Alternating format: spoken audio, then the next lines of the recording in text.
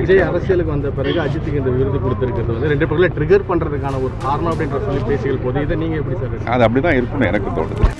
சீமான் வந்து தொடர்ச்சியாக பெரியார் சர்ச்சைக்கு சொல்லிட்டு இருக்காரு. இயக்குனராக நீங்கள் எப்படி பார்க்குறீங்க? இல்லைங்க, நான் சொல்கிறேன்ல, பெரியாரை நீக்கிட்டு இங்கே வந்து நம்ம அரசியல்னு ஒன்று இல்லை. அதனால தான் அவரும் பெரியாரை வச்சுக்கிட்டு தான் அந்த அரசியல் பண்ணுறாரு.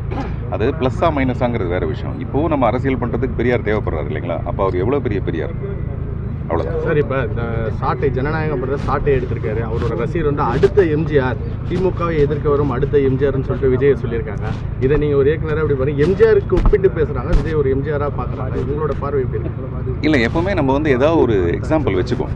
நம்ம எப்போவுமே ஒரு பெரிய ஆளுக்கு எய்ம் பண்ணால் தான் நம்ம அடுத்த லெவலுக்காவது போய் ரீச் பண்ண முடியும்.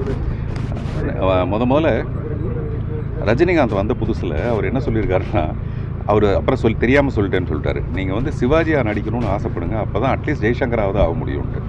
அதுக்காக அப்புறம் பின்னாடி அவரே வருத்தப்பட்டார், அப்படி சொல்லியிருக்கக்கூடாது. அதனால் நம்ம எய்ம் எப்போவுமே திங்க் பிக்ன்ற மாதிரி எம்ஜிஆரை மட்டும் நம்ம மனசில் நினச்சிட்டோம்னா அந்த இடத்த அடையலாங்கிறது அவங்களோட விஷயம். அந்த போஸ்ட் கிஸ்ட்லாம் பார்த்தா அப்படி தான் இருக்குது. அந்த சவுக்கு அதே சவுக்கு வாங்கிட்டு வந்திருப்பாங்க போல இருக்குது. மூர் மார்க்கெட்லேருந்து எடுத்துகிட்டு வந்திருப்பாங்கன்னு நினைக்கிறேன். சரி, நன்றி.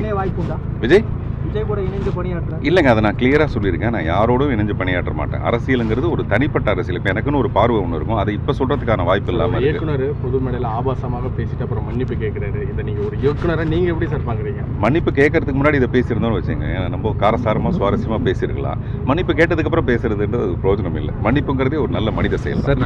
நடிகர் அஜித் சினிமாவை தாண்டி கார் பந்தயம் அப்படிலாம் பங்கேற்காரு. இப்போ பத்மபூஷன் அவருக்கு கிடைச்சாங்க. அவர் நான் என்னுடைய இதில் கூட பதிவிட்டுருந்தேங்க. அன்றைக்கி மத்தியானம் வந்து என்கிட்ட தான் கேட்டாங்க, அஜித்தோட நம்பர் என்னன்னு சொல்லுங்கள், உடனடியாக சென்ட்ரல் கவர்மெண்ட்லேருந்து பேசணும்னு சொன்னோன்னே எனக்கு பயங்கர எப்படியாவது போராடி அவருக்கு அதை பண்ணிக்கிட்டான். நீ வருவான் படத்துக்கு அப்புறமேல நான் அவரை பார்க்கவே கிடையாது.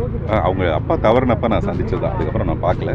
அவருக்கு எனக்கும் ரொம்ப நெருங்கிய தொடர்புலாம் இல்லை. பட் ஒரு நண்பராக, நடிகராக அஜித்னாவே இன்னைக்கு உலகமே பாராட்டுற அளவுக்கு ஒரு விரும்பக்கூடிய ஒரு நடிகர். அவருக்கு இந்த பத்மபூஷன் கிடைச்சது எனக்கு மகிழ்ச்சி. விஜய் அரசியலுக்கு வந்த பிறகு அஜித்துக்கு இந்த விருது கொடுத்துருக்கிறது வந்து ரெண்டு பேர்ல ட்ரிகர் பண்ணுறதுக்கான ஒரு காரணம் அப்படின்ற சொல்லி பேசிகள் போது இதை நீங்கள் எப்படி சார்? அது அப்படி தான் இருக்குன்னு எனக்கு தோணுது சார். அதாவது விஜய் மாநாட்டுக்கு வந்து தங்களோட வேலையை விட்டுட்டு ஒரு ரசிகர் வரணும் அப்படின்றத அவங்க தரப்புல வந்து கோரிக்கை வச்சாங்க. ஆனால் அஜித் வந்து ஒரு பேட்டியில் என்ன சொல்றேன்னா, ஃபர்ஸ்ட் உங்க குடும்பத்தை பாருங்க, நீங்க குடும்பத்தை முன்னேற்றுங்க அப்படி. இந்த ரெண்டு கருத்தையும் நீங்க எப்படி சார் பார்க்குறீங்க? எனக்கு தெரிஞ்சு ரெண்டுமே ஸ்டண்ட் தான்றது என்னுடைய ஃபீலிங்க. ரெண்டுமே ஸ்டண்ட் தான். அதாவது நீங்கள் வந்து உங்கள் குடும்பத்தை பாருங்கன்னு சொல்கிறது எப்படின்னா, அவர் வந்து குடும்பத்தை பார்க்காம இவரை பார்க்க ரெடியாக இருக்கிற கூட்டத்துக்கு முன்னாடி சொல்கிறாரு. புரியுதுங்களா? குடும்பம்லாம் தாண்டி அஜித்னா அப்படியே தெய்வமே கடவுளேன்னு பார்க்குறவங்களுக்கு முன்னாடி தான் அவர் சொல்கிறார். இவர் சொன்னால் அவங்க கேட்ட மாட்டாங்க. ஆனால் அவர் சொல்கிறது சரியான ஒரு விஷயம். உங்கள் குடும்பத்தை பாருங்கன்னு சொல்கிறது சரியான ஒரு விஷயம். ஆனால் விஜய் அவங்க கூட்டத்துக்கு வந்து நீங்கள் வேலையை கூட ரிசைன் பண்ணிட்டு வாங்க, விஜய் மாநாட்டுக்கு வாங்க அப்படின்ற ஒரு அழைப்பு விடுத்தா அவங்க கட்சியோட போச்சு. நான் என்ன சொல்கிறேன்னா, இது கம்பேரிசனாக இல்லாமல் அவங்கவுங்களுக்கு ஒரு போக்கு ஒன்று இருக்கும். அவங்க போக்கில் அவங்க போகிறது தான் கரெக்ட்.